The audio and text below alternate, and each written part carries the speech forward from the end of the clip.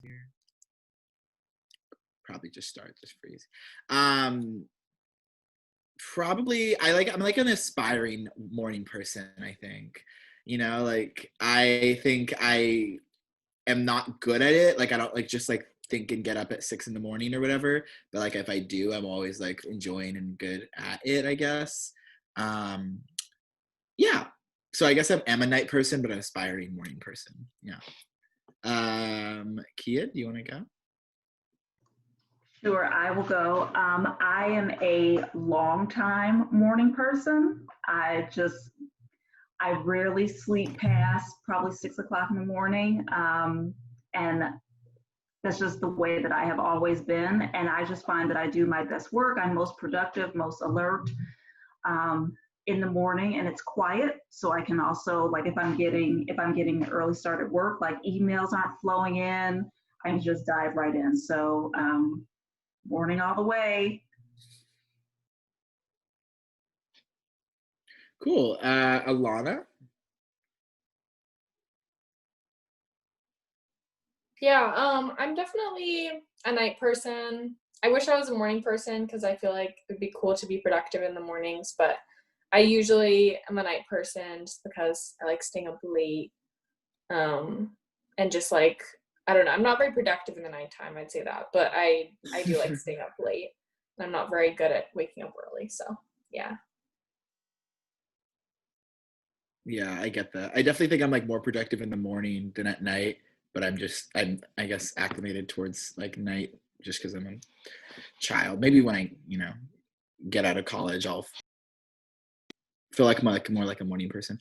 Awesome. Claudia, do you want to go? Hi everyone, I'm Claudia. I'm the project assistant for PCCEP. And so I'm definitely a morning person. I like to get up early and get things done because by night I just feel exhausted and I just want to relax. So my most productive time and stuff gets done in the morning. Jared. Hi everyone, Jared Hager with the Department of Justice. I am most certainly a night person, and I have been since college, all-nighters to write papers. I have thought about it because, like Alana, I would love to be a productive, wake up in the morning with the sun and be like a farmer. And what I've deduced is that I just have trouble getting going, but once I get going, I have trouble stopping. And so some of you have probably received late night emails from me, but I tend to work till about 2 or 3 in the morning and then try to start my day at 10 if I'm lucky. That terrifies me. Working till 2 or 3 in the morning. Oh my God. I have anxiety hearing that. Right. It's a contentious topic. Like, hey, and Barb, I think you're gonna wrap us up. If you're there. Guess I am. I've tended to go by, I'm not a great morning person and I'm not always a great night person. So I think that means I'm not a person. Maybe you're a midday person. I think it just depends. I'm actually like really good at working through the dinner hour. I found that was like the quiet time in the lab where I could like get things done before people started coming back after dinner. That's it. Sweet. Well, thank you for coming. Cool. So, Britt's supposed to come in, but I think he was getting he had a medical thing he was dealing with. So he might not make it. Depends on if he finishes early or not. So we'll sort of just jump in. I think it might be, Alana, could you put a link to the work session document we were working off of? Yeah. In the chat. I think we're just going to start and go into this. So the reason we had this work session was because, one of the things we wanted to do was just orient ourselves better to be more of a efficient subcommittee going into the 2021 year. Also to sort of realign and get more, I don't think it's any surprise to anyone that we don't have a lot of young people who come to this meeting, whether that's because they don't know about it, they don't see a value in it, they've never gone to it. Like there's not a specific reason. I mean, generally speaking, there's not a lot of young people who participate on PCEP. It's not like they're all like, going to the racial equity subcommittee or something, So generally speaking, I think, we have a responsibility as a youth subcommittee to work on general furthering participation amongst young people. So that was another thing we tackled a little bit about. I think there's more to tackle for it. So I think one of the plans was for us to talk about it as co-chairs, Alana, myself, and with Britt, and I don't know if Jamari has interest as well in it, but we've been sending him invites. And so if he comes, that'd be awesome. We have someone else joining us. The name looks really familiar.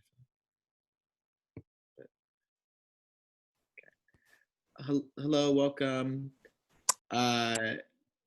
One sec. I'm trying. Let me give permissions to view. Sorry. Share. Where's access? No worries if you don't want me to see it. I was just trying to follow. No, I really don't want you to. Sorry. No, I'm kidding. One sec. I'm the government. I'm here to help.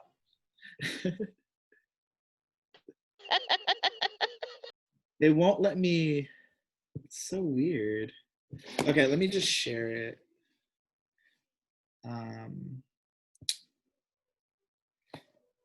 It won't let me share it. It lets me share the link to people. Who has access? Sorry, give me a sec.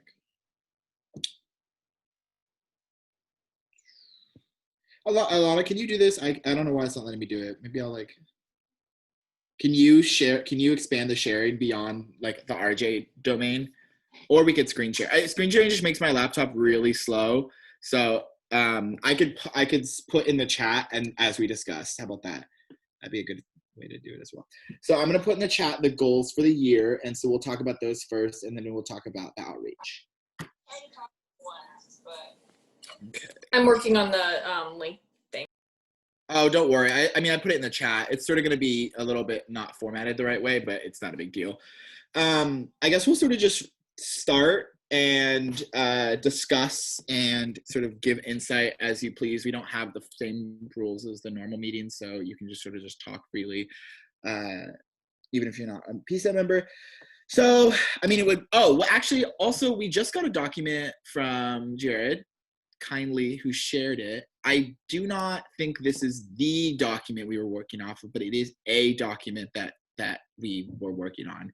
I realized now. I just read it the second ago, so I just saw Jared. It's not the document we're working on, but it was one of the PPS ones. So hopefully we're still able to find the other one. For now, we'll just sort of go back to the goals. Sorry, I thought that was the right. Oh, did you? No, that's not the. Yeah, that's not the right mission statement. But anyway, to the goals.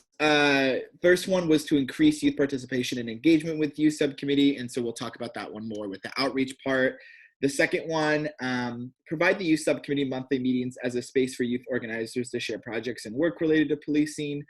And I was going to add the criminal justice system there. This was something that was brought up by Lakiana, former co-chair, or now I guess alternative co-chair, whatever. We, I think, still have a plan to do this, and I think we were sort of trying to just get all of the goals together for the year. So this is going to be one of the goals for the year, and I don't know exactly how it will come to be. I think what we'll do is outreach will occur, and then after we sort of have built a better, connection network of young people, we're going to have come to the meetings, and we can ask them simultaneously for the work that they do in other committees to be shared at this committee, so we can just be better aware of what's happening in regards to policing, criminal justice with other youth orgs. Some of the ones that I can think off the top of my head are the Multnomah Youth Commission might present something on the work they do with their Youth Against Violence subcommittee. I know there was a lot of Apano participation at the it was back in February, back before COVID. So that was a really good opportunity for us to or I saw people there, so I was like, oh, they must, and they were young. They looked like young people, so I'm assuming they were. Other groups I could think of, I think Next Up was also doing some stuff on this. I know Oregon Student Voice. I know that there are like organizations that do advocacy on behalf of youth, but aren't youth, so we can talk about maybe even having them come and share in what they're doing. Some I could think of are Youth Rights Justice, Partners for Safety and Justice, Latino Networks Advocacy Fund, and then Urban League of Portland. I just thought of another one. It's gonna really bother me. I can't remember the name. I'm sorry. PALF. I think it's the PALF Fund. That's what I was thinking of. But I don't know if they have a youth-specific region to it. So those are some of the ones I was thinking of, and we'll continue to do that, I guess, like in tandem with the outreach efforts. And I guess it'll sort of just have to be like a ongoing effort on the behalf of the behalf of the chairs, and maybe even at the meeting leading up to the meeting we want to have someone. We'll talk about that. So maybe we can even talk at this meeting about who we may want to have in our January meeting, and then we can work on the outreach to those people. But it would be good to just like get young people in the room to talk about it as well, so we can sort of like continue the sharing of information and resources. So yes. Any questions or thoughts so far?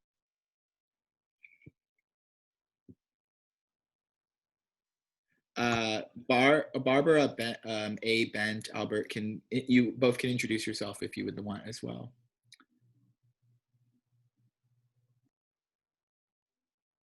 Or not. Oh, same Barb. Okay, cool. Just different. Cool. Oh, hi. This is Anika Bent Albert, Deputy City Attorney for the City of Portland. So hi. Perfect. Thank you so much for coming. Yeah. As we were saying, if anyone had any thoughts, I think Kia, you were going to say something.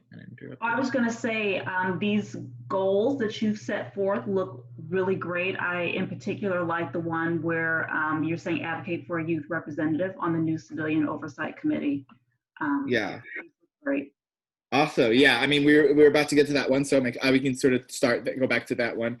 Advocating for a youth representative on the new Civilian Oversight Board. I was at a meeting last week with some of the mayor's staff, and so there's a lot of stuff happening around the Civilian Oversight Committee. I just know that like once we get to some of the selection stuff and the mission and like who's actually on it, I'm trying to make sure I can have a voice and trying to get youth voice on that. I know it's going to be like maybe a hard ask, just because people might say that it will be the whole being on the body might be like a pretty large task. So I don't know if I only know of Brit on TAC. I don't know of any youth on the CRC. I don't know of any, so I think it might be, I don't think it's impossible, and I don't think it'll be completely like shut down or something. I just think we'll have to, I guess, sort of sell it or whatever that may sound like. Continuing off of that, number 3, sort of going backwards, was to work collaboratively with the new and reinvigorated LIPSIC, which LIPSIC stands for the Local Public Safety Coordinating Council. It's a state-mandated council of public safety officials across the city or across the county. It's in every county in Oregon. And LIPSIC has a youth subcommittee, formerly known as the Youth Gang Violence Subcommittee, which has done a lot of interesting and meaningful stuff in the community. And so we, and I'm speaking for myself and Alana and Britt, have been in conversations in our other hats, Alana with MYC and Raising Justice, myself with Raising Justice, and Britt with Raising Justice, have been connecting with the LIPSIC executive committee and the LIPSIC staff on reinvigorating that subcommittee to have new members with more intentional policy focuses, new strategies, and a youth co-chair on that as well. And so I'm hoping we can work with that body. I think they have a different mandate strategies they're working on, but I think there is going to be a lot of collaborative efforts and possible. And that another, I guess that's sort of an update as well. So that's sort of the update on the restorative justice recommendation, where it's gone. Which for one part of it, I mean, the city gave us a response as well on the other two parts of it. The training one, they said, the mayor said, I'm gonna advocate for it. Sorry if this is off of the issue a little bit, but then the other, what was the other one? Oh, they said no to the hotline because of budget. There was a question in the comment. Britt is on tack. Yes, Britt. Or yes, Barb. Britt is on tack. Excuse me. And Jared, for your question, do you define youth by someone in particular age range? I mean, it gets complicated. So yes and no. Like, I think youth, from the perspective of the state, I think recognizes it to be someone under age of 18. I know a lot of more progressive and more informed committees and bodies have recognized people up to the age of 24 to be considered youth. So it sort of just depends on the place and thing. I think there's vast evidence showing that brain development doesn't end until you're around 25, and there's a intermediary period in that 19 to 24, 25 range that has had a lot of contentious points, especially regards like criminal justice and juvenile justice. But for regards to like the Civilian Oversight Committee, I would think it would be in that similar vein, be around 25. I don't know what the PCCEP even defines it as, from my understanding. It might be 18, I can't remember. Does anyone know? Well, if anyone finds out, I don't know let us know. offhand, but I do remember it becoming an issue because there are 2 designated youth spots, and I think there was an idea to expand that so that you could recruit within colleges, local colleges. Gotcha. But I don't know if it got changed in the PCCEP plan. It is material to a few of these goals. You know, when you mention the time commitment of the Civilian Oversight Committee, you know, maybe someone in college is doing criminal justice stuff or law school would be, you know, willing to give that and able to give that time. With respect to like the youth of force data, it's going to be material to the data you ask for, you know, to identify an age range. So you know, and I don't think it has to be a one size fits all. I mean, it's up to you guys, but you might want to make a point of picking one side or the other, you know, when you talk about the state definition or the, you know, some of the more progressive organizations. I imagine you want a bigger tent, you know. Right. Yeah. I mean, that's definitely something we advocate for. I think that, thank you. It is noted to be 18 to 20 or 16 to 23, up to 23 is what is noted in the PCCEP plan. Yes. Sorry about that, Tahaji. I was going to say, and thanks in here too. I was looking it up and then I noticed you put it in the plan. But yes, we were able to get it revised to be from 16 to 20. Perfect. Yeah. So we'd probably go similarly, like keeping that like idea. And I think that recruiting in college is definitely something that would be great and part of the outreach plan that we could talk about as well. And also, Taji, can I give a little bit more information about the lipstick youth subcommittee, because I just want to be like clear. It was like focused on youth gang violence, but it was not comprised of like young people. There weren't young people sitting on the body. I just want to make that distinction. So it's going to be now there's going to be young people on the body, which is a significant change. I just wanted to mention that to make it clear. Yeah, and it a lot of the work that was mandated, or not mandated, but I guess like guiding the work of that subcommittee was based on a 2014 gang assessment and a 2017 action plan, and both of them were the strategies were, I would say, just outdated or didn't seem to have much youth. I don't know, Marcia, if you knew if there was insight from youth on that 2017 plan. If there was, then I missed that. Like input regarding like the implementation plan. Yeah. I think there was more, and Mary would probably know better because that was still before me, but Right. I mean, obviously a lot of the assessment had a lot of youth voice, that particularly youth who were impacted, either, you know, they were incarcerated and shared their stories. or they participated after the fact. But I don't know how much input, if any, they had on the actual next steps of implementation. If they did have any, it was probably rooted in like the existing CHI model. Right. Yeah. Okay. Yeah. And so, sorry, not to get off topic too much, but yes, that is an effort that I guess relates to the restorative justice recommendation, as we were sort of advocating for more restorative justice across the county. So I'm glad to see that piece of it coming together. It wasn't something the mayor or the PPB were pushing for. It was more of like from outside work. Back to the goals though, if anyone had any other questions on them, but I'll keep reading them. For the last one, which is the last one that Jared was mentioning, was evaluating any youth who, this was written very poorly, wow, on my behalf, sorry, but it was meant to say advocating for the youth, any youth that were involved in the use of force reports from the Q3 PBB report.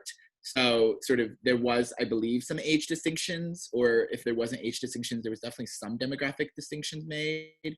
And I'm assuming they have at least like some sort of referential like ages in mind from like descriptions and whatnot.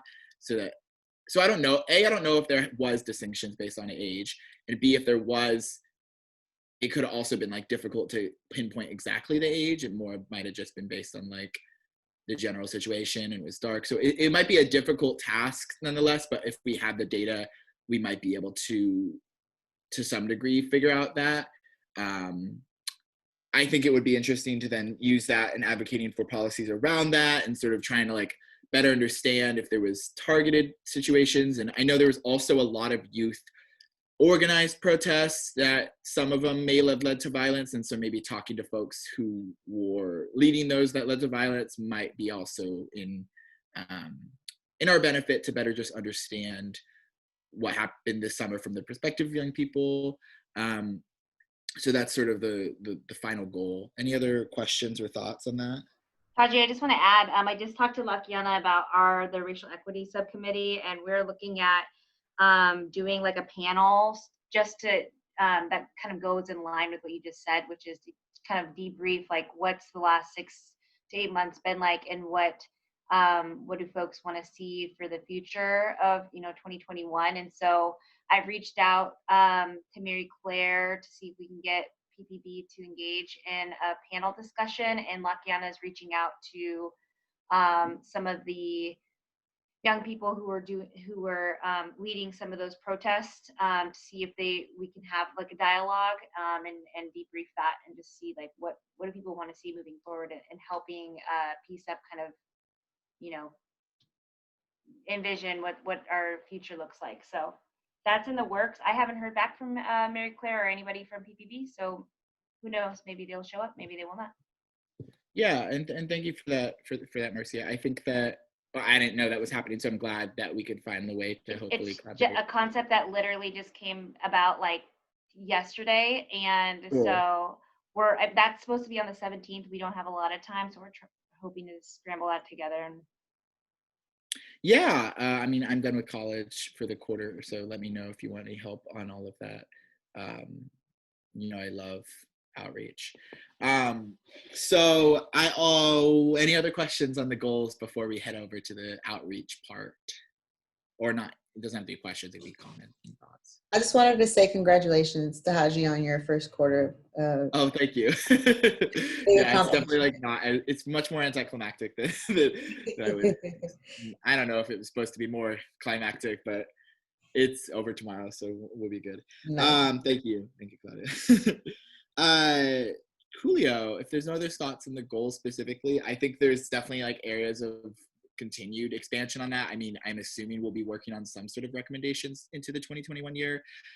What those recommendations will be is a whole nother conversation. One thing I did talk about earlier today with Kia is better, I guess, differentiating recommendations from sort of statements and thought and I guess like stances on things, resolutions, so to say. And I think that might be something I advocate for at the steering committee. We could talk about more later, but that's just another thought I had about things next year. And I really think that there's a great idea to, was there a comment? I'm sorry if I missed that. Oh, yes. I think that, yeah, that's a great idea for the recap, debrief of what happened this year and where we can go from here. It seems like it could be really helpful in keeping the conversation fresh and in everyone's mind going into the new year. Also, while we do have a city attorney, we've been wondering, and I don't know if, and maybe Jared would also know, when the court date is for the city. We were like, it's definitely February or March. Okay, cool. Thank you. February 25th. Little off topic, but definitely something I was like very much still wondering. Okay, cool. Wait, is it March 25th? Oh, February 25th. Okay, March 25th. Sorry. February. Wait. Yeah, February 25th. Okay, cool. Back to the outreach plan. So for the 2021 year, I mean, obviously we wanted to talk about general outreach efforts. And I think the first thing we should do is sort of reflect on what youth have already participated in, to what extent and how they got involved initially. So like I said, I mentioned, like I saw at the in-person meetings we're having in February, we had, I guess I went to 2 sets of meetings. So I think I went to meetings in January and February. And I think I saw folks from Apano there. And I know that, I don't know if NYC has ever, Alana, do you know if NYC has ever been involved with anything like in the origins of when PCCEP was starting back in 2018 or anything? No, but I know that we participated in a couple meetings surrounding the restorative justice recommendation. So that is engagement with our Yeah.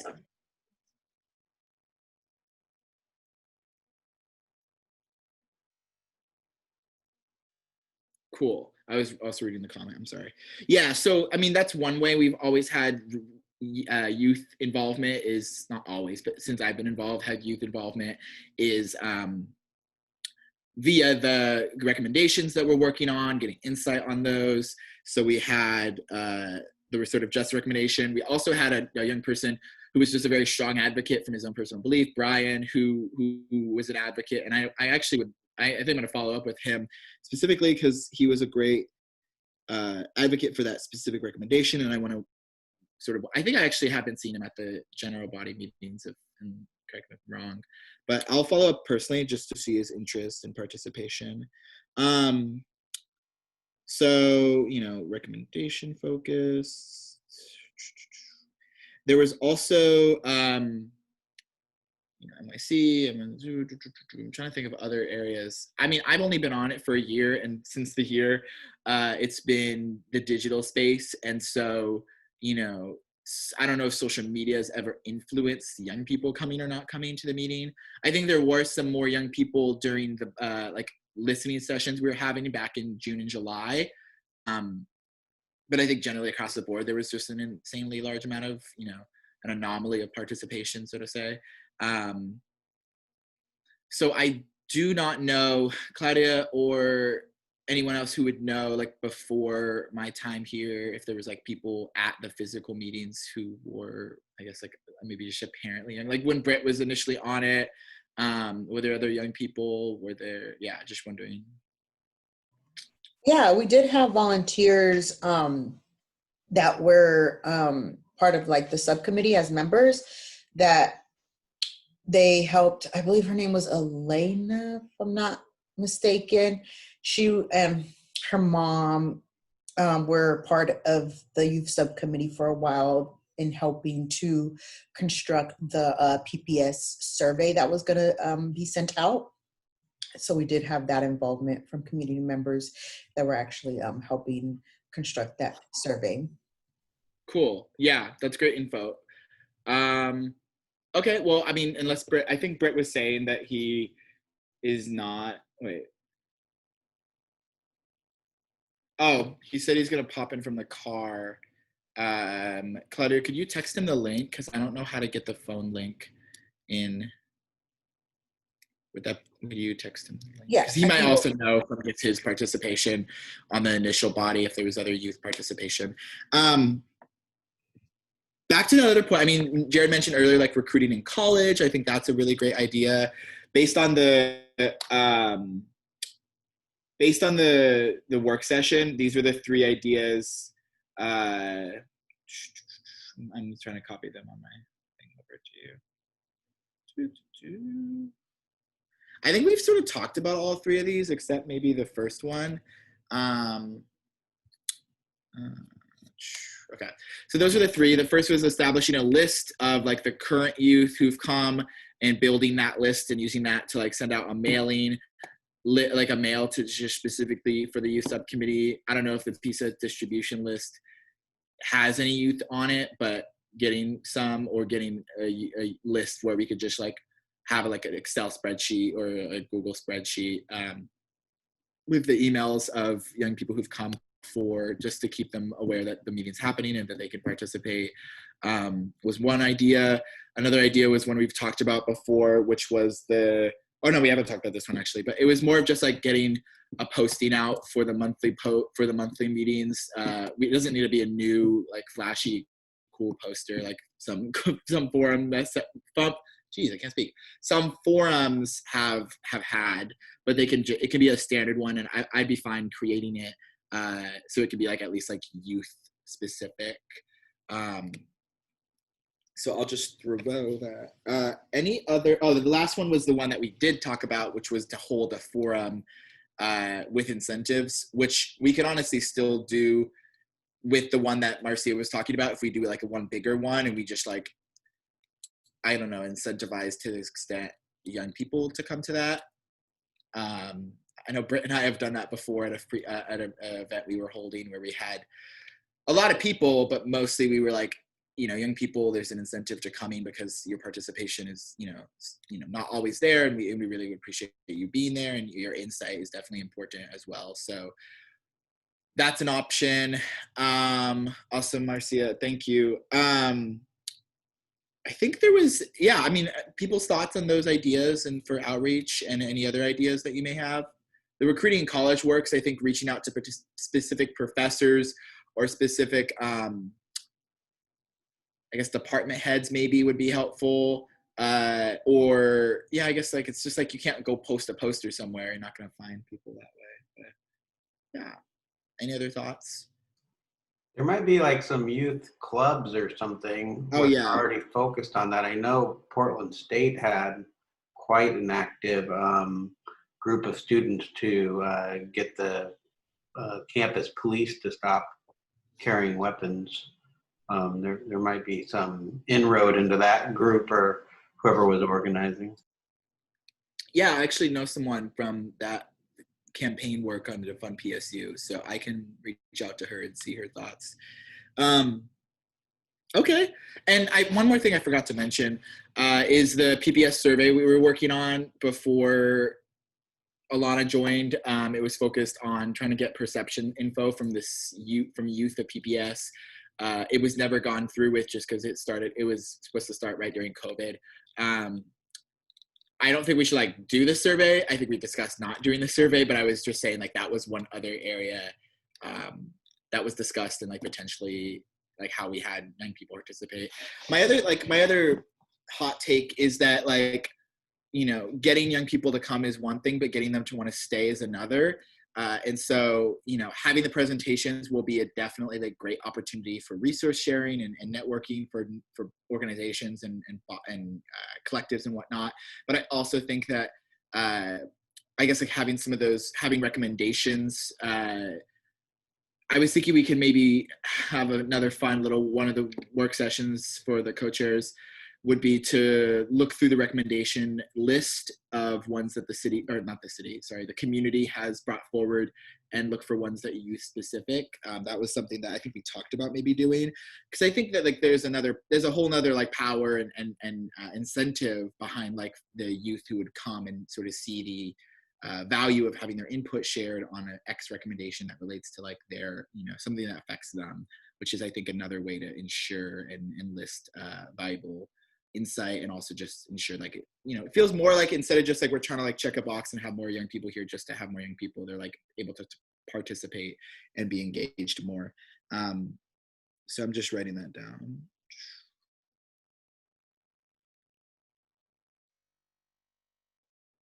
I also saw a comment.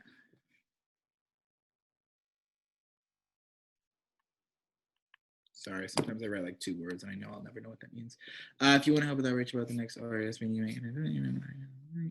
Brian Renard is the head of CCJ.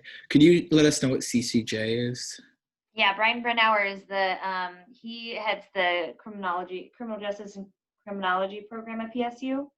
Oh, okay. Yeah, he also sits on various lipstick stuff, so he's done a lot of work in the state, and he has a ton of students that would be interested, both undergrad and graduate. Cool. Yeah, I threw his name down and I'll follow up. So next topic for the agenda. Yes, that's a good idea, Alana. I'm writing that down.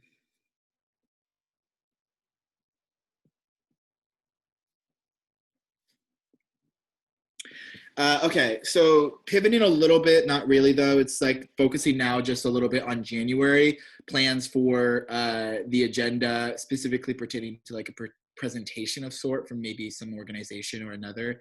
I mentioned a ton off the top of my head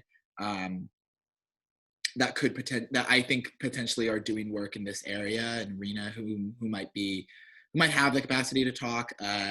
Didn't know if there was anyone in body or organization that people were super passionate about that they wanted to maybe see present, who wanted to share that besides the ones I shared.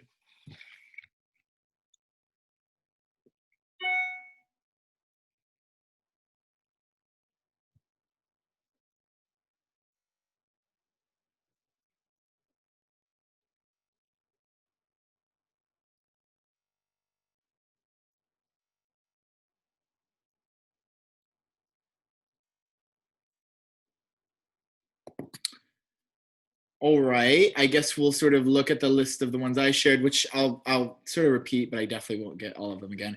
But I think one of the ones I was thinking of was NYC. I know I met with them last week, and I know that they have been doing the lipstick stuff with us, so I don't know what else they could share on right as of now. Oh, there was another thing talked about, which was the potential Know Your Rights work, and so maybe hearing from NYC on their work with that, but I know that was focused on immigration, so hearing about it from maybe someone from Mortis Bond who did it, who could talk about it maybe. I think there was I'll throw that on the list. I can't remember exactly what the next steps were on that though. Jared, you emailed us about that as well, but that was pertaining to something else, right? Just want to make sure I don't miss that. I don't know if I emailed. I know that I had heard Word is Bond do that before, and I guess the only thing I had suggested is I know there was town hall type fatigue, and so I thought an education piece where you were an incentive is the knowledge, and it's one that I know the youth face a lot, especially when you talk about consent searches and some of that information recently came out in the STOPS data, that people of color are far more likely to consent to searches, which can obviously have negative implications down the road if you have some contraband. Right.